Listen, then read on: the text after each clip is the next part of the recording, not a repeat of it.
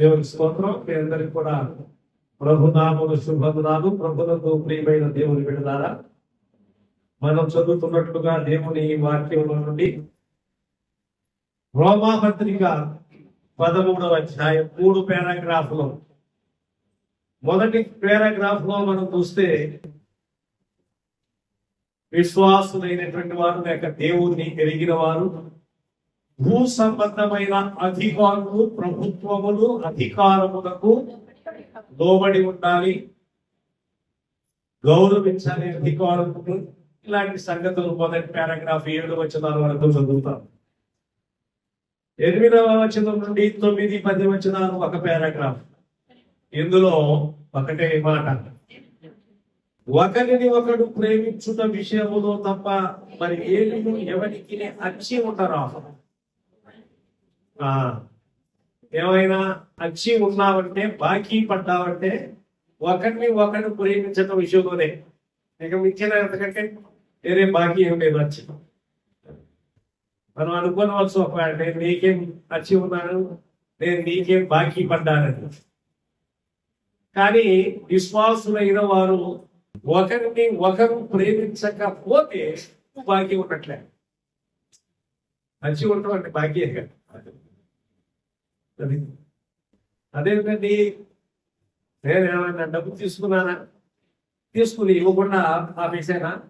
అవి కాదు. నువ్వు అసలు ప్రేమించకపోతేనే నువ్వు బాకీ పట్టట్లే. నీవు ఒకరిని ఒకడు ప్రేమించడంలో తప్ప మరి ఏ విషయంలోనూ, ఈ విషయంలో ఎప్పుడూ బాకీ ఉంటావు. అది అర్థం. అంటే ఒకరిని ఒకరు ప్రేమించే విషయంలో తప్ప, అంటే ఈ విషయము ఒక్కసారి తీరిపోయేది కాదు. అది అనమాట, ఎప్పుడూ బాకీ ఉన్నాం. దేవుని ఎడల మనం ఎప్పుడు కూడా దేవుడికి ఎట్లా రుణపడి ఉన్నామో, తోటి విశ్వాసం ఎడల కూడా మనం బాకీ పడి ఉన్నాం. మనం ఏదైనా బాకీ లేదు, వాడే నాకు బాకీ. డబ్బు లేకపోతే వస్తువులు, పదార్థాలు ఏదన్నా ఇచ్చి పుచ్చుకునే దగ్గర ఒకవేళ చెప్పచ్చు, ఏదో పదార్థం అడిగాం, వాళ్ళు ఇచ్చారు, మళ్ళీ ఇచ్చేసాం. ఏదో డబ్బు అడిగారు, ఇచ్చేసాం. ఇంకేదైనా కానీ ఒకవేళ వాళ్ళు ఒకసారి నీకు వాహనం ఇచ్చారు, నువ్వు బండి వాళ్ళకి ఒకసారి వాహనం ఇచ్చావు, బాకీ సరిపోయింది. నీ పెళ్లి కార్డు వచ్చేది, నువ్వు వాళ్ళ పెళ్లికి వెళ్ళావు, నీ లెక్కలు.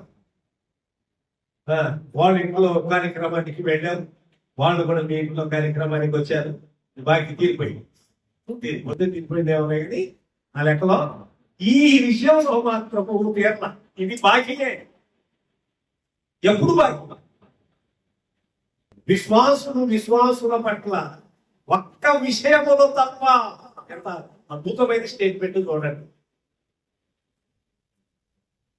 ఈ విషయంలో తప్ప ఏ విషయంలో మీరు వచ్చి ఈ బాకీ పడేది మాత్రం తీరేది కాదు అని చెప్పవలసింది. సరే, ఆ తర్వాత కొన్ని ఆజ్ఞలు ఉన్నాయి, ఆజ్ఞలు చెబుతున్నారు. ఆ తర్వాత 10వ వచనంలో ప్రేమ కీడు చేయదు కనుక ప్రేమ కలిగి ఉండుట ధర్మశాస్త్రమును నెరవేర్చున్నాయే. ధర్మశాస్త్రము ఆజ్ఞలు. నేను కూడా మీకు చెప్తున్నా, 613 ఆజ్ఞలు. మన రాజ్యాంగంలో 381 ఆర్టికల్స్ ఉంటాయి. వాటిలో అధికరణలు ఉంటాయి. దాంట్లోంచి ఒక క్లాజ్ ఉంటుంది, మళ్ళీ ఆర్టికల్ దాంట్లోనే ABC ఇట్లా ఉంటాయి, రకరకాలుగా ఉంటాయి. కాబట్టి ఇక్కడ కూడా ఒక రాజ్యాంగం ఉంది బైబిల్లో. 613 ఆజ్ఞలు ఉన్నాయి. 10 ఆజ్ఞలే కాదు. నేను మీకు 613 ఆజ్ఞలు ఒకసారి ఫోన్ చేయడం మొదలు పెడితే, ఒకవేళ జూమ్లో ఒకవేళ 3 నెలలో లేక 6 నెలలో పట్టవచ్చు. బట్టి పట్టడం చేసేది ఏముంది.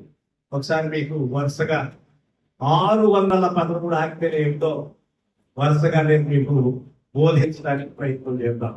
మనకు తెలిసింది 10 ఆజ్ఞలే, సవివరంగా వస్తాయి అన్ని ఆజ్ఞలు. ధర్మశాస్త్రంలో ఉన్న ఆజ్ఞలు అన్ని అవసరమైనప్పుడు మాట్లాడుకుందాం. సరే, ఇక్కడ మనం చదువుతున్న మాట తర్వాత 11 నుంచి 14 మరియు మీరు కాలము నెరిగి నిద్ర మేలుకొను వేళైనదని తెలుసుకొని ఎలా చేయండి? ఆ పైన చెప్తున్నారు కదా, ప్రేమ కలిగి ఉండండి. అలాగనే ఇంకా మీరు నరహత్య చేయవద్దు, వ్యభిచరించవద్దు, దొంగిలించవద్దు, ఆశించవద్దు, ఇలాంటి ఆజ్ఞలన్నీ చెప్పుకుంటూ వచ్చారు చూశారు. ఇవన్నీ కూడా మీరు ఆలోచించి కాలము నెరిగి, చాలా పర్యాటన ఈ వాక్యం మనం చదువుతాం. మరొకసారి మళ్ళీ తరచుగా చదువుతాం, అవసరం కనుక మళ్ళీ మనం ధ్యానిస్తున్నాం, చదవాలి. ఇది మొదటి శతాబ్దంలో 60-65 మధ్యలో కనుక ఒకవేళ ఈ పత్రిక రాసే లెక్క అయితే, అప్పుడే కాలము నెరిగి నిద్ర మేలుకొను వేళైనదని తెలుసుకోనండి అని చెప్పే లెక్క అయితే 21వ శతాబ్దంలో మనం ఉన్నాం. ఇప్పుడు మరి ఇంకెంత దగ్గర పడి ఉంటుంది కాలం అనుకున్నాం. ఇది మొదటి శతాబ్దంలో సంగతి. రోమాలో ఉన్నటువంటి విశ్వాసం ఉద్దేశించి అపొస్తలుడైన పౌలు ఈ మాటలు రాస్తున్నాడు. ఇది 21వ శతాబ్దం. ఇప్పుడు ఇంకా ఎంత మరి దీన్ని ఏమంటారో తెలిసిందా? ఎ షార్ట్ స్పిరిచువల్ వేకప్ కాల్. ఆత్మ సంబంధమైనటువంటి జీవితంలో మేల్కొలుపు ఒక పిలుపు. ఆత్మ సంబంధమైన జీవితాన్ని మేల్కొల్పుటకు అపొస్తలుడైన పౌలు ఒక పిలుపు ఇక్కడ ఇస్తున్నారు. ఏంటో తెలిసిందా? మీరు కాలము నెరిగి నిద్ర మేలుకొని వేళైనదని తెలుసుకోనండి. తెలుసుకుని పైన కొన్ని సంగతులు ఉన్నాయి. ఏది చేయకూడదో వాటిని చేయకుండా ఉంటాయి, ఏది చేయాలో వాటిని చేయ. కనుక ఇది చాలా ముఖ్యమైన సంగతి. ఒక ముఖ్యమైన సంగతి ఏంటంటే, లోకమంతా కూడా 11-12 వచనాలు 11-12 వచనాలు రెండు ముందు చదువుదాం. మనం 11-12 వచనాల్లో ఏమంటామంటే, ది అవేకెనింగ్ అవర్ అంటే మేల్కొల్పబడిన గడియ, నిద్రాణ స్థితిలో నుండి లేవటం. అవేకెనింగ్ అవర్, మేల్కొల్పబడేటువంటి ఒక గడియ. ఈ 11-12 వచనాలు ఇక్కడ తెలిసిందా? గోయింగ్ ది టైట్, కాలాన్ని చూడాలి, పరిస్థితులు చూడాలి. ఇది 6వ మొదటి శతాబ్దంలోనే ఈ మాట చెప్పే లెక్కకి ఇప్పటికి 8 రకాలైన మార్పులు కలుగుతున్నాయి. లోకం యొక్క ముగింపు వస్తా ఉంది. ఒక మాట మీకు జ్ఞాపకం చేస్తుంది. దీనికి ఒక అద్భుతమైన మాట ఒకటి ఉంది. ఏమిటో తెలిసిందా? The history was running unto its final goal. చరిత్ర లేక లోకము యొక్క అంతము స్విఫ్టీ అంటే వేగవంతంగా పరిగెడతావు.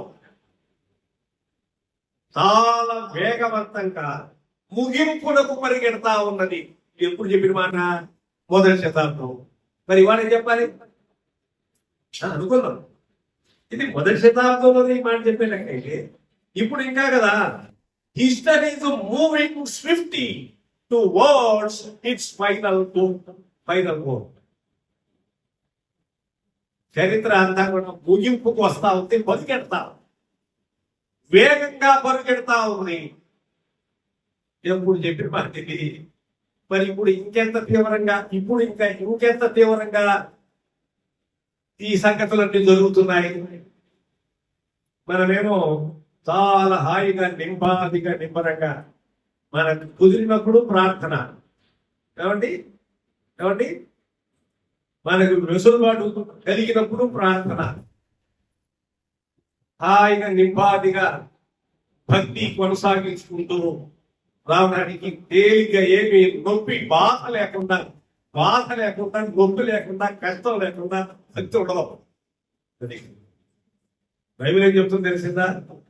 ఎవడైనను దైవ భక్తి ఏమంటారు తెలిసిందా?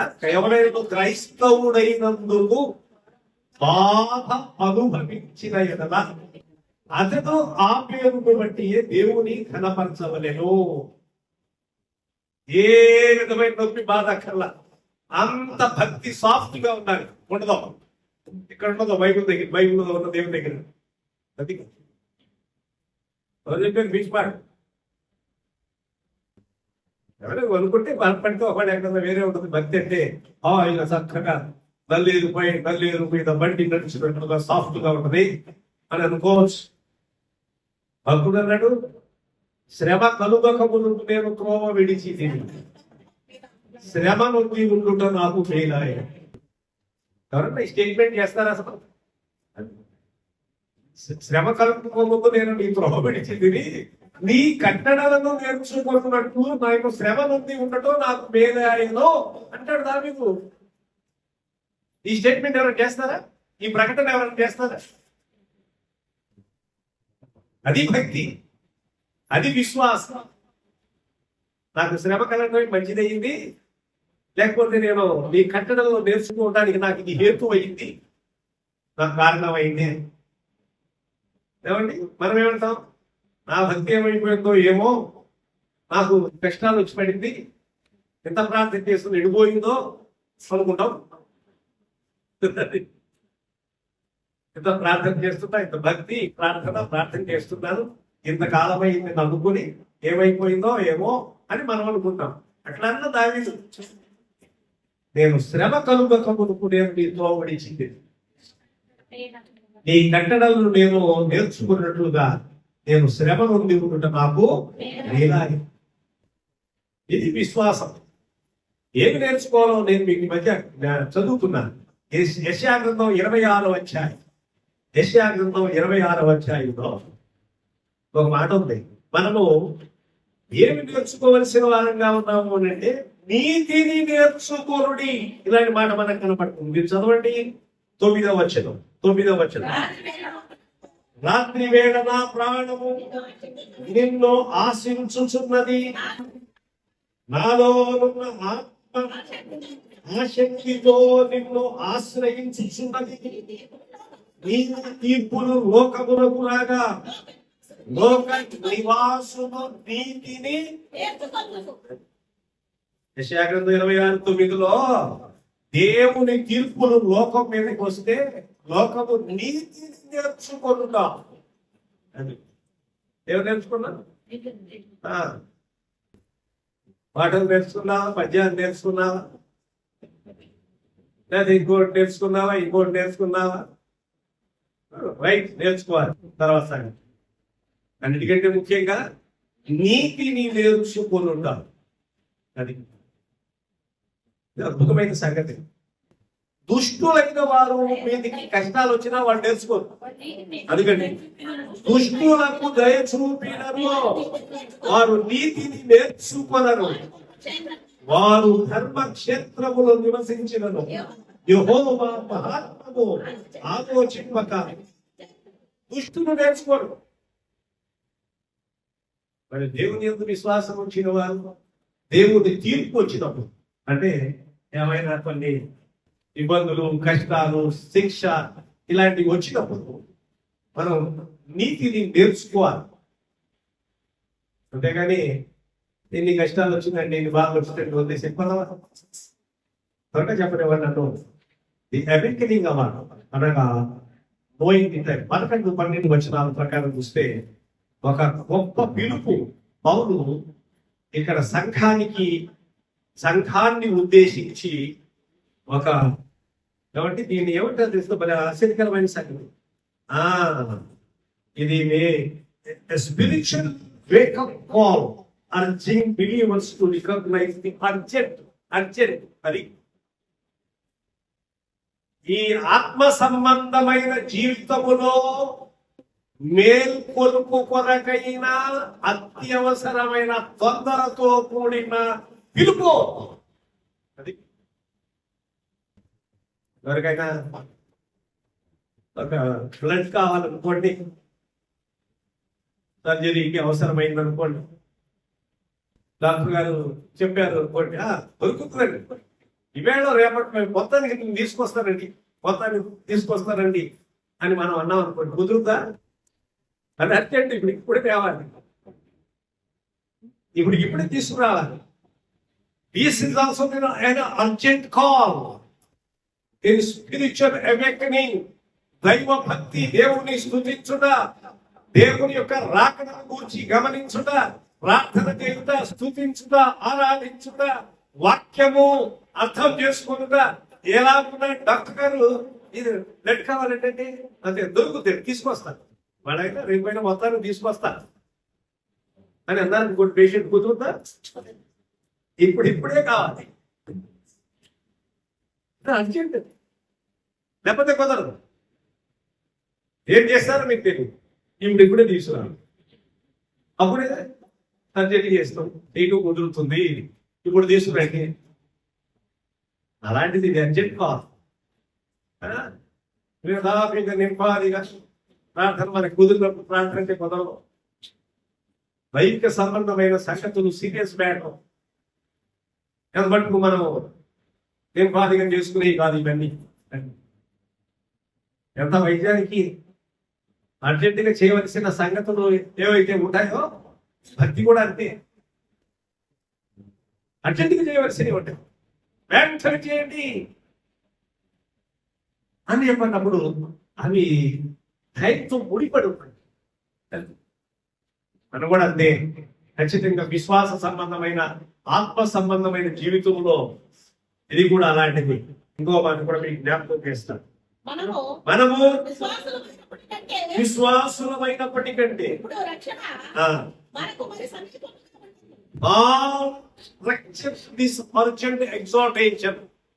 పౌలు ఈ పారాగ్రాఫ్ లో ప్రత్యేకంగా నిర్దిష్టంగా ఈ అత్యవసరమైనటువంటి హెచ్చరికను పౌలు ఇక్కడ జ్ఞాపకం చేస్తా ఉన్నారు.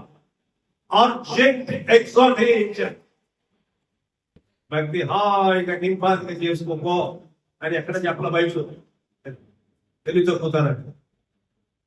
బైబుల్ ఎక్కడ సెలవిచ్చినా కానీ దైవ భక్తి విషయంలో తీవ్రత అనేది ఖచ్చితంగా కొట్టొచ్చినట్టుగా చెప్తుంది. మరేంటంటే మీరు ఎప్పుడు చర్చి ఎక్కడ పోతుంది, ఎప్పుడు పోయినా చర్చి ఉంటుంది. చిన్న పిల్లలు అంటారంటే ఏమన్నా స్కూల్ ఉందా అంటే స్కూల్ మీద ఉందా, చిన్నప్పుడు మనకు తెలిసేది కాదు. మేము స్కూల్ ఉందా అంటే పక్క స్కూల్ లేదంటాడు, ఒకడు వచ్చాడు పక్క కొంచెం తెలుగులో స్కూల్ ఎందుకు లేదు, స్కూల్ అక్కడే ఉంటుంది, ఆదివారం ఉంటుంది, వాసులే ఉంటుంది.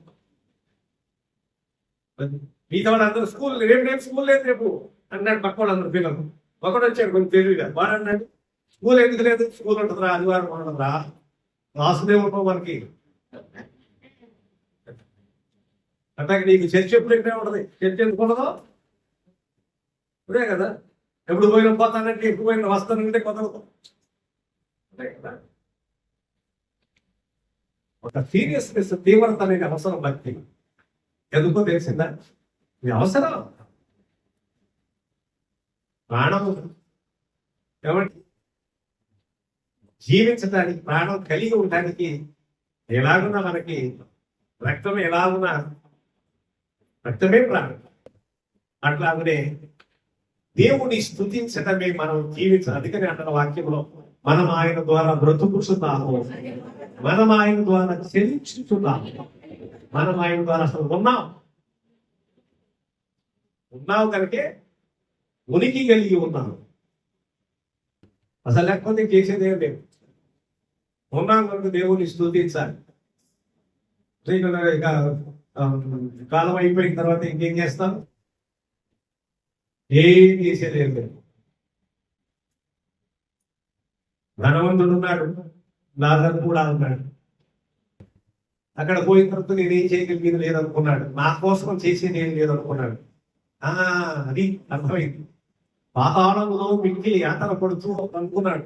ఏమనుకున్నాడంటే ఇక నా కోసం నువ్వు చేసేది ఏం లేదు, కాకపోతే నా సోదరులు ఉన్నారు, నా వెనక నాకు 5 సోదరులు ఉన్నారు, వాళ్ళ దగ్గరికి కొంచెం అబ్రహాం లాజరు పంపండి. తండ్రి అయినటువంటి అబ్రహామా, నాకు వెనకాల తండ్రి అయిన అబ్రహామా, నా ఎంతో కనికరమని తన వేలికొనను నీళ్ళలో ఉంచి నా నాలుకను చల్లార్చుటకు లాజరును పంపు. నేను ఈ అగ్ని జ్వాలలలో యాతన పడుచున్నాను. కేకలు వేసి చెప్పాను. అందుకు అబ్రహాము, కుమారుడా, అది నీవు నీ జీవిత కాలం నీకు ఇష్టమైన నువ్వు జీవించావు. అలా ఉండి ఈ లాజరు కూడా కష్టం అనుభవించారు. అది ఈ మాట చెప్పినాకన్నా, అయ్యా బాబు నాకు 5 సోదరులు ఉన్నారు, వాళ్ళకన్నా ఏమండి అప్పుడు అతడు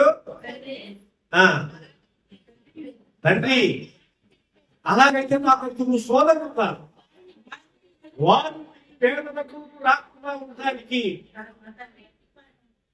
నా తండ్రి ఇంటికి వారిని పంపండి. అప్పుడు అతడు అక్కడ ప్రవక్తలు ఉన్నారు, వాక్యమే మోషేయు ప్రవక్తలు ఉన్నారు అక్కడ. ఇప్పుడు ఉన్నారు పని ఏ బాగా ఉన్నాయి కానీ మనం చదువుకుంటున్నాక మోషే ప్రవక్త, అది ప్రవక్తల గ్రంథాలు చదువుతున్నాగా. అదే చదువుతున్నప్పుడు మనిషి పాపం చెప్తాడు. ఎక్కడి నుంచి వెళ్ళి లాజరు కనుక లాజరు కనుక వెళ్ళాడనుకో, ఆ నమ్మటం సంగతి తర్వాత దయ్యం చెప్పి ఒకడొక్కడు పారిపోతాడు. అంతే కదా. అమ్మో లాజరు వచ్చాడు ఉంటారా, చచ్చిపోయింది ఆయన, అదే కదా, అందరూ పారిపోతారు ఒకదండి, ఒకటి ఎవరు పారిపోతారు. కాబట్టి అక్కడ మోషేయు ప్రవక్తలు ఉన్నారు, వారు చెప్తే వెళ్ళకపోతే ఇంకేమి చేసేదేం లేదు. గ్రంథాలు ఉన్నాయి, రాయబడిన ఆజ్ఞలు ఉన్నాయి, ఇవన్నీ అని చెప్పడం జరుగుతాం.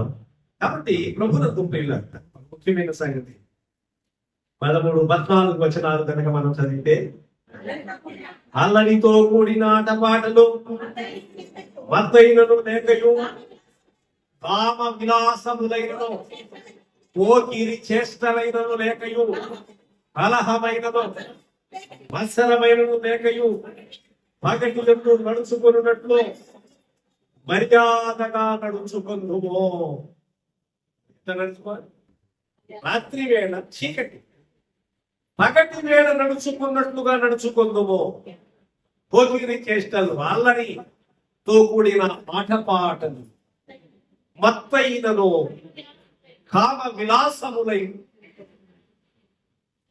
భయంకరంగా పెరిగిపోయింది ప్రపంచం.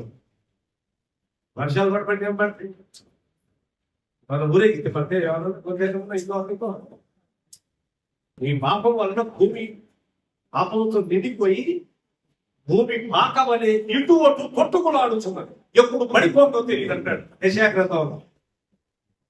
భూమి మనుషుల యొక్క పాపం అంతటి కింద నిండిపోయి భూమి కూడా నాకు విడుదల ఎప్పుడని అడుగుతుందేమో.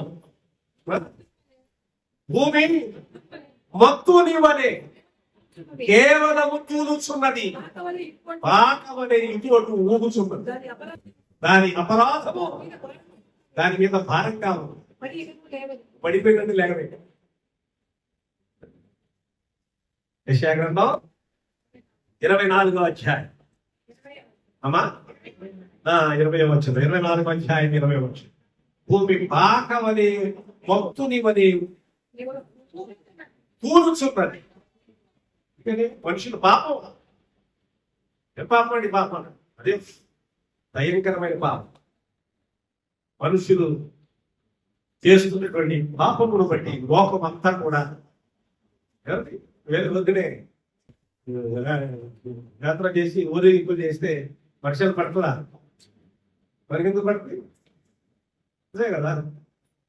విశాఖలో ఏమంటాం, 10 వచ్చి దేవుడు తన ధనాగారములు గాలిని రావించును, ఆయన మేఘములు పుట్టించి వర్షములు కురిపించును అని చెప్పి వాక్యం చదువుతున్నాం. 10 అధ్యాయం.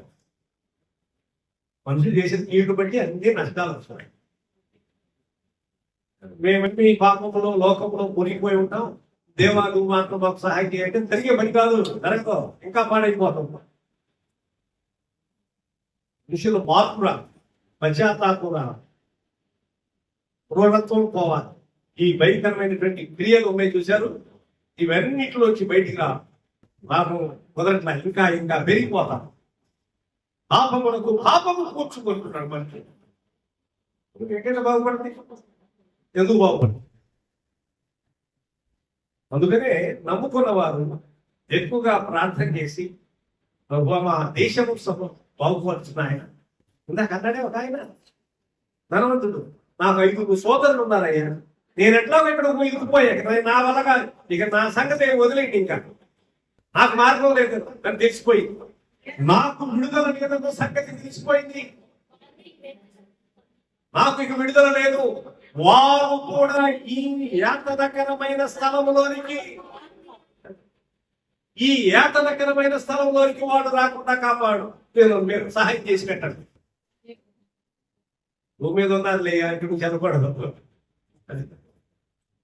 కాబట్టి మనుషుడు యొక్క పాపం పెట్టు, ప్రకృతి కూడా పాడిపోయింది. ఆకాశము, భూమి, గాలి, నీరు వంటి పంచభూతములన్నీ మానవుని యొక్క మేధస్సు అని పేరు చెప్తున్నావు కదా నువ్వు, దాని అవి పాడిపోయి ఇక పని చేయటం మానేసి. అందుకని అంటారు ఆకాశం ఆలకించము, పెద్దవారిని చేసి వారిని నా మీద త్వరగా చెప్తాను. ముఖ్యంగా ది వాట్ రూమ్ చేంజ్ అంటారు. అంత అసంకరమైన సార్. వాట్ రూమ్ అంటే అర్థం ఏంటంటే బట్టలు పెట్టుకునే బీరువాహం చూడండి, అది వస్త్రాలు పెట్టుకునే బీరువా. వాట్ రూమ్ చేంజ్ అంటే అర్థం ఏంటంటే మీరు పుట్ ఆన్ జీసస్ అంటే అర్థం ఏంటంటే క్రీస్తును మీరు ధరించుకొనుడి. ధరించుకొనుట అనే మాట ధరించుకుంటే కనపడుతుంది, అంతే కదా. ఇప్పుడు మనమే కనపడతాం. ఎందుకంటే పలానా రంగు షర్ట్ వేసుకున్నా, పలానా స్ట్రైప్స్ గీతలు ఉన్న షర్ట్ వేసుకున్నా, పలానా రంగు పలానా వాటి పిలవండి, పలానా కలర్ ఉన్నటువంటి శారీ కట్టుకున్న వాళ్ళని, పలానా రంగు డ్రెస్ ఉన్న వాటిని పిలవండి అంటే కనపడతాం, ధరించాం కాబట్టి. మరి క్రీస్తుని కూడా ధరిస్తే క్రీస్తు కనబడ అని. నా లోపల ఉన్నాడండి ఏసై అంటే మొదలు ధరించుకుంటే కనబడతా లేదా? ఏం షర్ట్ వేసుకున్నావు, ఎవరు ఏ రంగు వేసుకున్నావు, ధరించుకుంటే కనపడతా కదా. అదే కదా, ధరించుకుంటే కనపడదు. ఏ రంగు పెట్టి ఆ రంగు వేసుకుంటా, ఇష్టమైన కలర్ కొనుక్కుంటాం. ఏదో ఒకటి లేడీ షర్ట్ అని వేసుకుంటాడా మనిషి, ఏదో ఒకటి డిజైన్ అనుకుంటా. వాళ్ళు తిరగే కొనుక్కు 100 తక్కువే, 3 అయితే 100 పైన తిరిగే కాదు. ఇది ఉందంటారు, ఇది ఉందంటారు, ఇది ఉండకుండా ఎట్లుంటే ఉన్న రంగులు అయ్యి 7 రంగులు వాటి షేడ్స్ ఉంటాయి. మా హైట్ ఇంకా కొంచెం షేడ్స్ ఉంటాయి, ఇంకా షేడ్స్ దాంట్లోనే ఇంకెక్కడ ఉంటాయి. అసలు మెయిన్ కలర్స్ 7, దానిలో వచ్చి షేడ్స్ రకరకాలు ఉంటాయి. 7 ఇంకో 14 పెట్టి, ఇంకో 7 పెట్టి, 21 పెట్టి ఏమన్నా కానీ మొత్తానికి మెయిన్ కలర్స్ మాత్రం 7 కదా. నీ దగ్గర ఉన్నాయి ఏంటంటే ఉడకేం చేస్తాయి, అంతకుముందు ఉండకుండా ఉంటాయి. నా దగ్గర ఇది ఉందండి అంటే అదే కదా. ధరించుకొనుట, పుట్ ఆన్ జీసస్, యేసును ధరించుకుంటే ఏమిటంటుంది, కనపడతా లేదా? వస్త్రం ధరించుకున్నాం, సూట్ వేసుకున్నాడు అబ్బాయికి, మంచి కలర్ వేసుకున్నారు, కనపడతా లేదు. అదే అందుకనే ఎంత అద్భుతమైన మాట మాట్లాడుతుంది. Put on Jesus, put on Jesus, put on the armour of light to stand protected, visible in God's holy way. పరిశుద్ధమైన రీతిగా దేవుని ఎదిగిన వ్యక్తిగా కనబడాలి. ప్రార్థన అంటే ఏంటండి, చక్కగా 4 గోడల మధ్యలో నన్ను ప్రార్థన చేయమంటే మొదలు పెట్టుకోవాలి అడిగారు అనుకోండి. ఎవరు అడిగినా అనకపోయినా నేనే మొదలు పెట్టానంటే ఎప్పుడు ముగిపోతుందో తెలియదండి, ప్రార్థన చేయగలనండి అంటే కుదరదు. 4 గోడల మధ్యే కాదు, లోపల మాత్రమే కాదు. మరి కొందరు అడిగాం అనుకోండి, భక్తి లోపల ఉంటుందండి, బయటికి కనపడాలండి. ఇక్కడ చెప్తుంది ఇదే, బయటికి కనపడాలి. పుట్ ఆన్ జీసస్, ధరించు ఏసై. ఓహో ఇది ఏసై అనుకున్నవారు ప్రభువుని ధరించుకున్నాను. ప్రభువుని కలిగి ఉండు అనే మాట ఒకటి, ప్రభువులో ఉండు అనే మాట ఒకటి, ఎన్నో మాటలు ఉన్నాయి. కానీ ప్రభువుని ధరించుకోవడం అనే మాట ఉంటే మళ్ళీ ఆశ్చర్యంగా లేదు. ఏమైనా వస్త్రం ఏంటి ఆయన ధరించుకోవడానికి? అదే మాట అంట పౌలది అన్నాడు, క్రీస్తును ధరించుకోనుడి. నా భాష చూడండి. ఆయన ధరించుకుంటే ఏంటన్నమాట, ఎవరు ఏదైనా ఒక వస్త్రాన్ని ధరించుకుంటే ఆ రంగు కనపడుతుంది, దాని విలువ కనపడుతుంది. అందుకని చూసుకుంటారుగా ఒకడు చెప్తారు ఇదేగ పని మరి. నేను చూసుకోవాలి నాకు పడవాలి, నా పురుషుడు ఎవరు వేసుకున్న కట్టబట్టి స్త్రీలు మాత్రం పెట్టగా నా మామూలు కాదు. ఇది ఎంత ఉంటుందంటే నాకంటే ఎంత ఉంటుందంట అనుకోరు మీరు, కంపేర్ చేస్తారు. పురుషులు కాపాడడం ఏ బట్టలు వేసుకున్నా ఏ పోయిన కోసం అవసరం వాడు ఎంత ఇదేంటి ఇది ఈ గొడవ అంటే ఏ రంగు ఎన్ని పట్టించుకోరు. ధరించుకుంటే కనబడుతుంది, దాని విలువ తెలుస్తుంది. ఎక్కడ తెచ్చాను, ఎక్కడ దొరుకుతుంది? ఏసై ధరించుకుంటే ఆ లక్షణాలు ఎట్లా వచ్చాయి వీళ్ళకి, ఎక్కడి నుంచి వచ్చాయి అది ఎట్లా మానేడు, ఎలా మానేడు ధరించుకుంటే ఎక్కడ దొరికింది క్లాత్ అడుగుతారా లేదు? ఎక్కడ దొరికిందండి క్లాత్? ఏ మనిషి క్లాత్ మనకి దొరికింది? ఏ ఊరిలో తెచ్చారు అని అనడం తక్కువ ఉన్నాయి. అడిగి తెలుసుకునే దాకా ప్రేమిస్తాను. యేసుని కూడా ధరించుకున్నప్పుడు ఓహో ఆయన్ని మీరు ధరించుకున్నారు కనుక ఈ మార్పు వచ్చింది. ఈ మార్పుకి గల కారణం ఏంటంటే క్రీస్తును ధరించుకున్నారు. ఈ పరిశుద్ధతకు కారణం, అలాగనే ఈ సౌమ్యతకి కారణం క్రీస్తును ధరించుకున్నారు. ఇక్కడ కూడా మనం చదువుతున్నాం. యేసు ప్రభువుని ధరించుకున్న తర్వాత ప్రసంగి గ్రంథంలోకి వెళ్ళాం. ఒక మాట మీకు జ్ఞాపకం చేస్తే 8వ అధ్యాయము ప్రసంగి గ్రంథం ఒక మాట చెప్తాను. 8వ అధ్యాయం 8వ అధ్యాయము మొదటి వచ్చిన జ్ఞానులతో సములైన వారు ఎవరు, జరుగు వాటి భావములు ఎరిగిన వారు ఎవరు, మనుషుల జ్ఞానము అటువంటి మనుషుల జ్ఞానము వారి ముఖము తేజస్సునిచ్చును, దాని వలన వారి గోపుతనము, మనుషుల జ్ఞానము వారి ముఖమునకు తేజస్సునిచ్చును, దాని వలన వారి గోపుతనము. కాబట్టి దేవుడు ఎరిగిన తర్వాత చాలా సాఫ్ట్ గా మాట్లాడటం తెలిసింది, చక్కగా వస్త్రములు శుభ్రంగా ఉండటం తెలిసింది. అంతకుముందు తెలియదంటే తెలియచ్చు, తెలియకపోవచ్చు.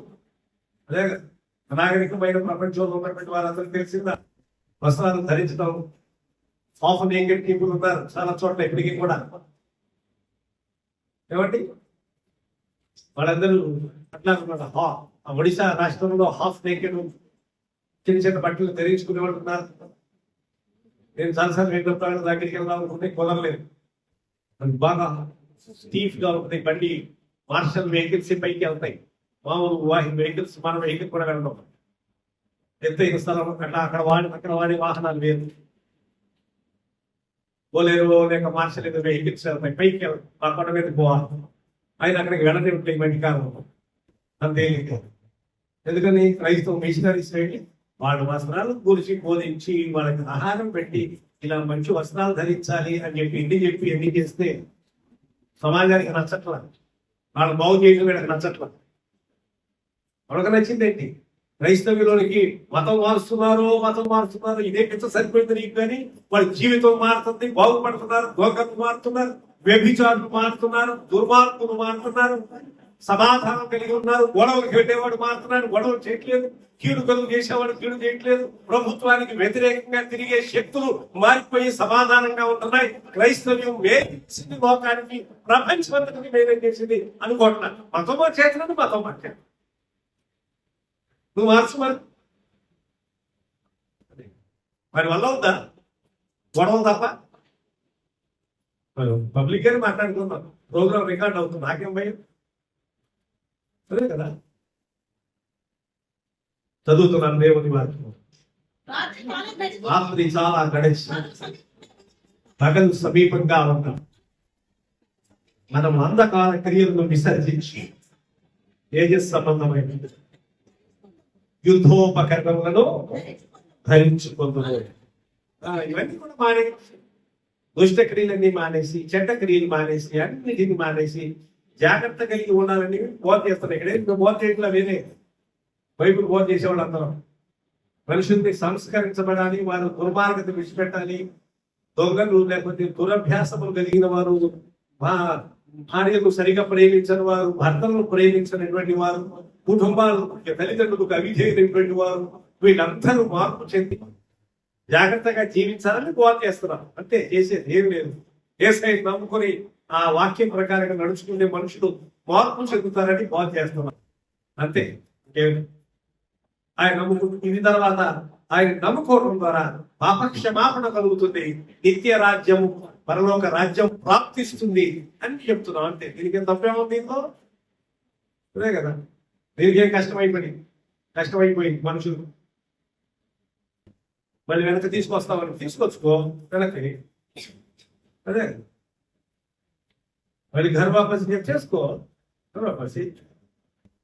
ఒక మాట బైబుల్లో, నీతిమంతుడుగా ఉండలేము,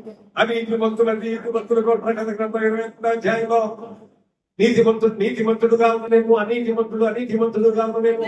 ఇదిగో నేను త్వరగా వచ్చుచున్నాను, ప్రతి వాని క్రియను చూపుతున్నాను, శీతం ఇవ్వడానికి తీసుకొస్తున్నా.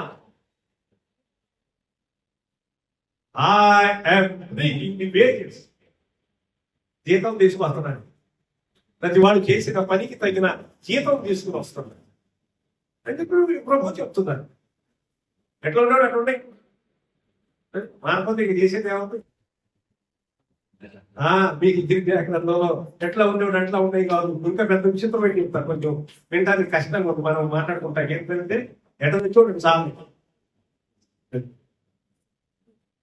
అంటాం, చూసారు? అది తిరిగి అక్కడ వచ్చే అర్థం. ఎట్లా ఉండేవాడు అట్లా ఉండే, మామూలు సాఫ్ట్గా కాదు, ఎలా తెచ్చుకోవడం చాలు చేసేదే ఉంది. నేను త్వరగా వస్తాను. మానపోతే ఏం చేస్తాడు ఎవరైనా? కొన్ని గట్టిన కొన్ని భాష అవసరమైనప్పుడు వాక్యం. గ్రంథంలో, ఎహెజ్కేలు గ్రంథంలో దుష్టుడు తన దుష్టత్వం నుంచి మార్పు చెందాలని కోరుకుంటున్నాడు, కానీ దుష్టుడు తన దుష్టత్వంలోనే ఉండి మరణించాలని నేను కోరుకోవట్లేదు అంటాడు. కానీ ఒకరు మాట్లాడనుకోండి, ఇది చేసేదే లేదు. మంచి దుష్టుడు మరణమునందు కోరుకున్నట్లు నాకేమాత్రమును సంతోషం కలుగునా, వారు తమ ప్రవర్తనలో అది విడిచిపెట్టి బ్రతుకుటే నాకు సంతోషం. ఉండే తర్వాత ఇక్కడ ఆయన కూడా అతి వదిలిపెట్టేస్తారు. నీతిమంతుడుగా ఉన్నాము, దుష్టులుగా ఉంటే వెలిగో నేను త్వరగా వస్తున్నాను, త్వరగా జ్ఞాపకం చేస్తున్నా. 14 వచ్చిన ఒకటి చదవన్నానా? పెట్టుకు ప్రభు అయిన యేసుక్రీస్తును ధరించుకున్నవాని శరీరేచ్ఛలను నెరవేర్చుకున్నటం, శరీర సంబంధమైన శరీర విషయమైన ఆలోచన చేసుకున్నప్పుడు. అందుకని దేవనాడు 14వ వచనములో పెట్టుకు ప్రభు అయిన యేసుక్రీస్తును, బిఫోర్ ఫోకస్ అంటాం. ఈ పారాగ్రాఫ్ లో మూలమైనటువంటి విషయం ఏంటంటే దేని మీద దృష్టి కేంద్రీకరించబడుతుంది ఈ 3-4 వచనాలు అంటే ముఖ్యమైన సంగతి. ఇలాగే చెప్పాను, ఏమిటది? Put on Jesus. క్రీస్తును మీరు ధరించు, క్రీస్తును ధరించు. ఇది ముఖ్యమైన సంగతి. ఆయన ధరించుకోండి. No provision for the flesh అంటాం. అంటే శరీర ఇచ్చల గురించి, శరీరముల గురించి ఒక పెద్ద ప్రణాళికలు ఏమి కర్మ. ఎందుకని stop line feeding or making excuses for more sinful habits and worldliness. భూ సంబంధమైనటువంటి దురాశలు వీటన్నిటిని ఆపేసి ఎట్లా బ్రతకాలి ఏమో ఏంటండి దీని గురించి ఓర్కనే ఇదే కాలం ఆలోచన. మనుషులు ఒకవేళ భూ సంబంధమైన జీవితంలో ఆయన అనుకున్నాడు ఎలా బ్రతకాలని బాధపడేవాడు కొందరు ఉంటే ఒక ఆయన అనుకున్నాడు ఎలా తినాలని బాధపడ్డాడు పాప. ఎప్పుడు తింటారా ఇదంతా అనుకున్నాడు ఆయన. నా ప్రాణమా చాలా మంది చాలా ఎక్కువ మంది ఎలా బ్రతకాలరా బాబు వర్షాలు లేదు పట్ల దేవేమో అనుకున్నాడు. వాళ్ళకన్నా బరువు కట్టగా వచ్చింది ప్రతి 100 ఏళ్ళకి వచ్చింది లేదు. ప్రతి 100 years కి కూడా చరిత్రలో ప్రకృతి వైపరీత్యాలు వస్తూనే వచ్చినాయి. ఇవాళేం కాదు ఏవైనా జరగవచ్చు.